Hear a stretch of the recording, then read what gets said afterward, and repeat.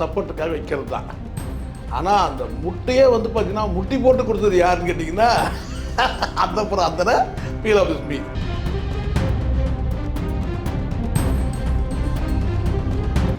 இப்போ இவங்க என்னன்னா இந்த முட்டை கொடுத்த 2 பேரும் பீல் ஆஃப் மீ அந்த பிரார்த்தனைனா நேராக விஜய்கிட்ட போயிட்டு இது மண்டிட்டு தெய்வமே எங்களால் முட்டு கொடுக்க முடியல, இது அப்படிதான் இருக்கு, எங்களால் முட்டு கொடுக்க முடியல, இதுக்கு மேலே எங்களால் முட்டு கொடுக்க அப்படின்னு கதற மாதிரி ஒரு சூழலை உருவாக்கினா அப்போ எப்படிப்பட்ட தலைவன் பார் எப்படி. அங்கதான்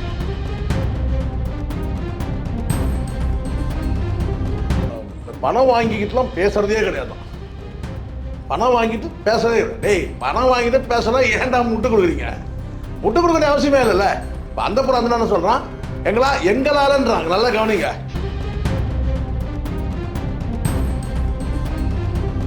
ரசிகராகவே இருக்கிறவன வெளியே போயிடுறான், ஓட்டு போடுறவன் சொன்னா வெளியே போயிடுறான், விஜய் வேண்டான்னு சொல்லிட்டு டோட்டலாக டேமேஜ் ஆயிடுச்சு. அதை தான் பீலா பிஸ்மி சொல்கிறான், விஜயோட இமேஜ் வந்து உடஞ்சிருச்சு.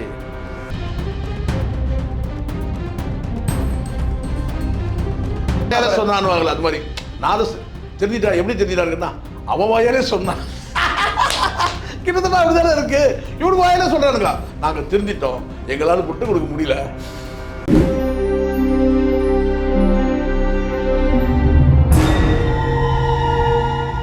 ஆடுகளம் சினிமா நேயர்களுக்கு வணக்கம். இன்று நம்மோடு நேர்காணல் பேசுவதற்காக பத்திரிகையாளர் திருமிகு சேகரா ஜெய்சங்கர் அவர்கள் நம்ம வந்திருக்கிறார். வாருங்கள் அவரோடு பேசலாம். சார் வணக்கம். சார் வணக்கம்.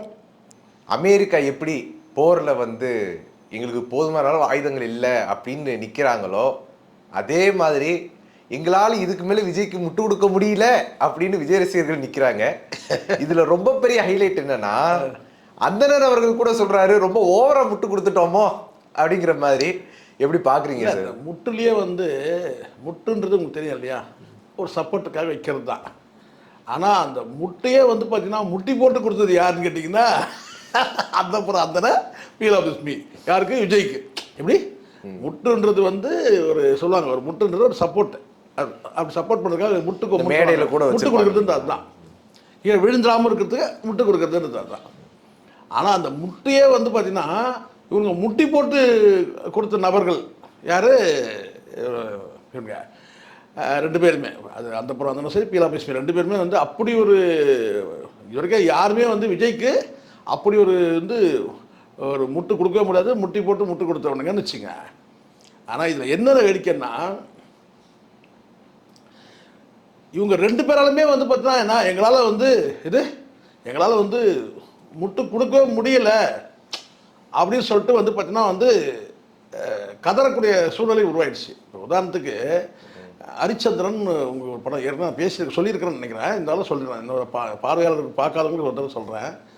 ஹரிச்சந்திரன் சொல்லிட்டு உங்களுக்கு தெரியும், ஒரு புராணம் இருக்குது. உண்மையை மட்டும்தான் பேசுவார், பொய் பேசவே மாட்டார். சரிங்களா? அந்த அளவுக்கு வந்து ஒரு சரித்திரமாக இன்றைக்கி வந்து, அதாவது உண்மைக்கு அடையாளம் தான் இன்றைக்கி ஹரிச்சந்திரன் சொல்லுவாங்க.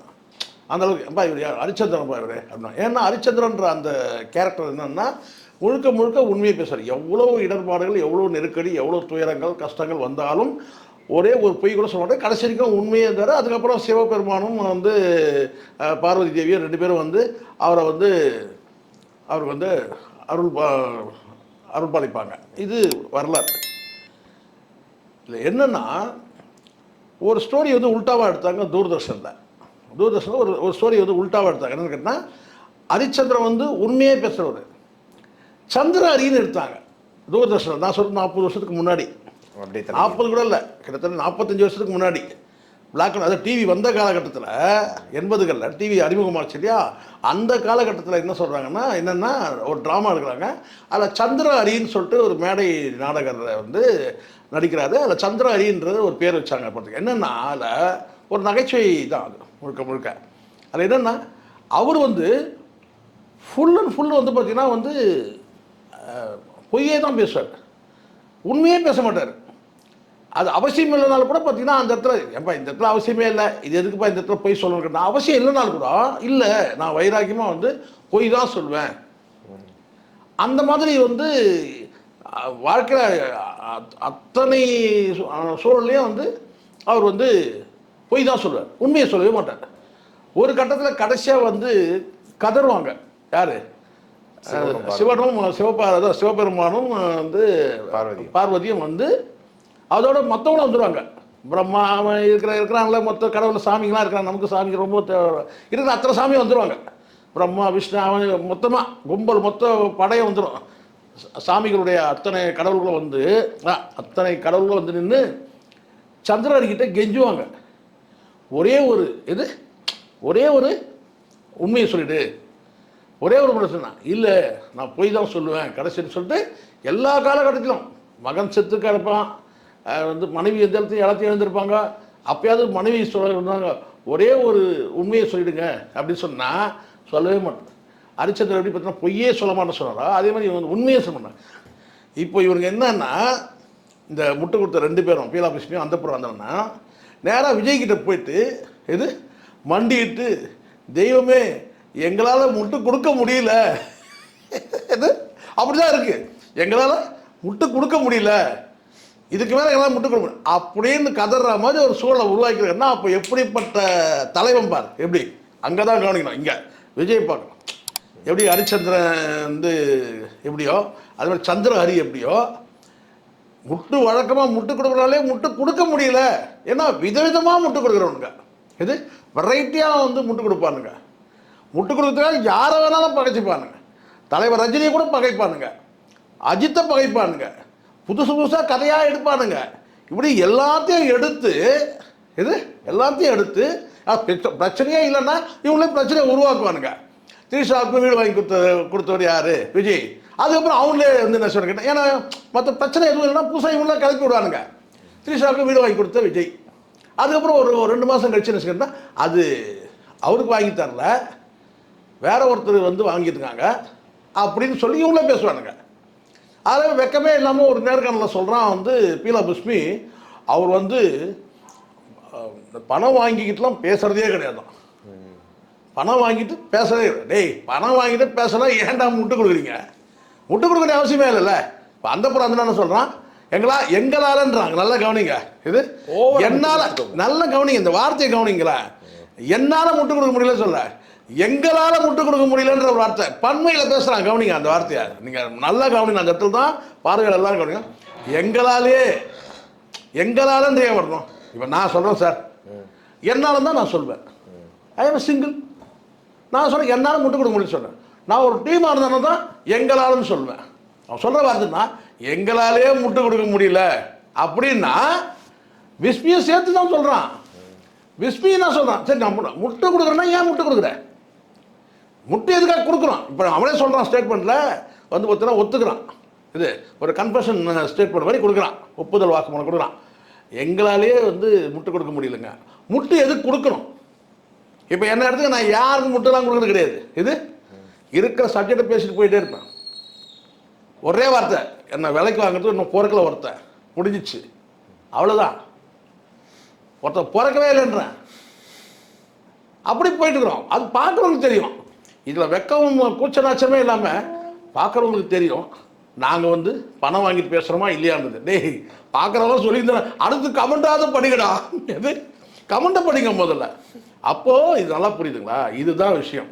ஆனால் இவங்க இப்போ ஏன் முட்டு கொடுக்க முடியலன்னு கதறானுங்கன்னா அந்த அளவுக்கு வந்து தலைக்கு மேலே வெள்ளம் போயிட்டு இதுக்கு மேலே முட்டு கொடுத்தா எது அங்கே தான் இருக்குது. இவனுக்கு கொடுக்கக்கூடாதெல்லாம் கிடையாது. இதுக்கு மேலே முட்டு கொடுத்தா செருப்படி, சாதாரண செருப்படி கிடைக்காது. எது கக்கூசில் போய் அப்படின்னு நினச்சிட்டு வந்து அடிப்பானுங்க. ஏற்கனவே நம்மளை அடிச்சிட்டு இருக்கிறானுங்க. இது ஏன்னா பார்வையாளர் போயிடுவான்ல, பார்வையாளர் போயிடுவாங்க. கண்டிப்பாக ரசிகராகவே இருக்கிறவன வெளியே போயிடுறான், ஓட்டு போடுறவன் சொன்னால் வெளியே போயிடுறான், விஜய் வேண்டான்னு சொல்லிட்டு டோட்டலாக டேமேஜ் ஆகிடுச்சு. அதை தான் பீலா பிஸ்மி சொல்கிறான், விஜயோட இமேஜ் வந்து உடஞ்சிருச்சு. ஒருவேளை திருந்துறாங்கன்னு கூட நம்ம எடுத்துக்கலாம் இல்லைங்க. யார் திருந்துறாங்க? பிஸ்மி அந்தணன் அப்படி ஒன்றா சொல்லுங்க. நாங்கள் திருந்திட்டோம் அப்படின்னு ஒன்றா வந்து பொது மன்னிப்பு கேட்கலங்க சார். ஒருவேளை அவங்க திருந்திட்டாங்கன்னு கூட நீங்கள் எடுத்துக்கலாம் இல்லைங்களா? திருந்திட்டா அவங்க வந்து விஜய்க்கு முன்னாடி அவங்க சப்போர்ட் பண்ணியிருந்தாங்க, இப்போ வந்துட்டு இல்லை அவன் வாயாலே சொன்னானுவாங்களே அது மாதிரி. நான் திருந்திட்டா எப்படி திருந்திட்டாங்கன்னா அவன் வாயாலே சொன்னான். கிட்டத்தட்ட அப்படிதானே இருக்கு.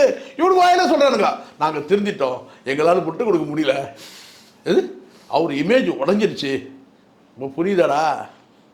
முட்டை கொடுத்து கூட யோசிக்கணும், என்னடா இதுக்கு போய் முட்டை கொடுக்குறமே, இதில் நியாயம் இருக்கா, இவன் நல்லவனா, இவன் எப்படிப்பட்ட கேரக்டரு, இதுக்கு போய் நம்ம முட்டை கொடுக்குறோமே, ஒரு லிமிட் வரம்பு வேணாம். பொதுமக்கள் நீங்கள் எதை சொன்னாலும், இப்போ கூட அவனுக்கு பிரச்சனை என்ன தெரியுமா சித்தார்த், இப்போ இனிமேல் நம்ம சொன்னோம்னாலும் நம்மளை செருப்பால் அடிப்பாங்க, நம்ப மாட்டாங்க மக்கள். இப்போ புரியுதுங்களா? புரியுது. இப்போ புரியுதுங்களா? இதுக்கு மேலே நம்ம வந்து முட்டை கொடுத்தாலும் நம்மளும் செருப்பால் அடிப்பாங்க மக்கள். நம்ம இதுக்கு மேலே முட்டை கொடுக்க வேண்டாம். செருப்பால் தான் பார்வையாளர் காரி தூப்பிட்டு பார்வையாளர் வெளியே போயிடுவாங்க, வியூஸ் வராமல் போயிடும். இப்போ புரியுதுங்களா? அதுதான் அவங்களுக்கு கவலை என்னன்னு கேட்டிங்கன்னா, நம்மளை திட்டி ஒரு வியூஸ் போட்டாலே, சேகோரா போட்டாலே 50,000 பேர் பார்க்குறான். அதான் அவனுக்கு பிரச்சனை. எது நம்மளை திட்டி வீடியோ போட்டாலே 50,000 போகுதுன்ற அளவுக்கு ஏன்னா அப்படி தான் ஆயிடுச்சு. இப்போ பலரும் இப்போ இவங்களை திட்ட ஆரம்பிச்சிட்டாங்க. ஏன்னா ஒரு லிமிட் வரம்பு இருக்குல்ல எல்லாத்துக்குமே. ஒரு லிமிட்டு தாண்டி நீங்கள் முட்டை கொடுத்தீங்கன்னா எப்படி இல்லையா? வரம்போடு கொடுங்க. முட்டை கொடுக்குறதே ஒரு வரம்பு இருக்கணும், சரிங்களா? நம்ம அந்த வரம்பு கிடையாது. பட் நீங்கள் கொடுக்குறீங்கன்னா சரி ரைட், ஏன்னா வாங்கினதுக்கு கூலிக்கு மாரடிக்கிறீங்க இல்லையா? அப்போது அதோட லிமிட்டாக இருக்கணும். மக்களை காரி துப்புற அளவுக்கு நீங்கள் முட்டை கொடுத்துட்டு இப்போ வந்து ஒப்புதல் வாக்குமூலம் கொடுக்குறீங்க, இதுக்கு மேலே எங்களால் முட்டை கொடுக்க முடியாது, அவருடைய பிஸ்மிஸ் சொல்கிறான், அவருடைய இமேஜ் உடஞ்சிருச்சு. ஸோ அவ்வளோதான் மொத்தம் வந்து சாப்டர். இவங்க சாப்டர் வந்து இவ்வளோ தான். இதுக்கு மேலே வந்து கேட்டிங்கன்னா ஒரு வேளை இப்படி கூட இருக்கலாம். என்னன்னு கேட்டிங்கன்னா இப்படி ஒரு வார்த்தை சொல்லிடலாம், கொஞ்சம் ஃபண்டு கொஞ்சம் அதிகமாக வரது கூட. அது உண்மையாக தெரிஞ்சுட்டாங்களா சார்? அவங்களே சொல்கிறாங்களே சார், என்னை விலைக்கு வாங்குற அளவுக்கு எந்த கட்சியும் இங்கே இல்லை அப்படின்னு. என்ன அதெல்லாம் ஒன்றும் கிடையாது. ஆல்ரெடி சார் ஒன்று நல்லா புரிஞ்சுது சார். எதுக்கு சார் அவங்க ஒரு அரசியல் சார், சினிமா விமர்சகர்கள் நீங்கள் கிசு பத்திரிகையாளர், நீங்கள் சினிமாவோட போயிட்டு நம்ம அரசியல் கட்சி தொடங்கின பிறகு அதுக்கே நீங்கள் முட்டு கொடுக்குறீங்க. அதுக்கு நீங்கள் எப்படியெல்லாம் முட்டு கொடுக்குறீங்க? ஒன்றுமே இல்லாத வந்து சங்கீதா வந்து ஒரு மனைவி கதறாங்க, ஊரே உங்களுக்கு பக்கம் நிற்கிது. நீங்கள் என்ன சொன்னீங்க? தேர்தல் நேரத்தில் ஏன் வந்து சொன்னீங்க? தேர்தலுக்கு இதுக்கு என்னடா சம்பந்தம்? இப்போ நீங்கள் கேட்பீங்களா திரிஷா கிட்ட போயிட்டு, ஏம்மா தேர்தல் நேரத்தில் ஏமா கல்யாணத்துக்கு கூட வந்து கேட்பீங்களாடா? நான் கேட்குறேன். கேட்கணுமா இல்லையா சார்? இதை கேட்டால் அதையும் கேட்கணுமா இல்லையா? இதை கேட்டால் அதையும் கேட்கணும். சங்கீதா மட்டும் கேட்குறீங்க. தேர்தல் நேரத்தில் ஏமா வழக்கு போட்டேன்? நீ என்ன சொன்ன? ஏமா தேர்தல் நேரத்தில் ஏமா விஜய் கூட ஜோடி போட்டுன்னு வர, ஏற்கனவே இங்கே ஒரே ரூமராக இருக்குது. கேட்டிங்களாடா? இப்போ புரியுதுங்களா? ஏற்கனவே கஷ்டப்பட்டு முட்டு கொடுத்துட்டு இருக்கோம். ஏன்னா அதுதான், ஏன்னா பணம் வருது இல்லை, பணம் அங்கேருந்து பணம் சப்ளை ஆகிறதுனால. இப்போ கூட நான் சொல்ல பாருங்க, கொஞ்சம் வந்துச்சுன்னா அமௌண்ட் வந்துச்சுன்னா சரிங்க, கொஞ்சம் போகிற போக்கில் அப்படி கொடுக்குறோம். முட்டு கொடுக்கலன்ற உங்கள் வாயிலே சொன்னீங்க பாருங்க, அதுதான் அங்கே ஹைலைட்டான விஷயம். இதுக்கு மேலே எங்களால் முட்டு கொடுக்க முடியாது, திருந்திட்டோம் நாங்கள், அப்போ மன்னிப்பு கேட்டுருங்க. இது வரைக்கும் நாங்கள் முட்டு கொடுத்ததுக்காக நாங்கள் வந்து பகிரங்க மன்னிப்பு கேட்டுக்கிறோன்னு சொல்லிட்டு ஆடியன்ஸுக்கு முன்னாடி ஒரு முட்டி போட்டு ஒரு வீடியோ போடுங்க. உங்களுடைய நேரத்தை ஒதுக்கி எங்களோட கருத்துல பந்தமைக்கு நன்றி சார். நன்றி.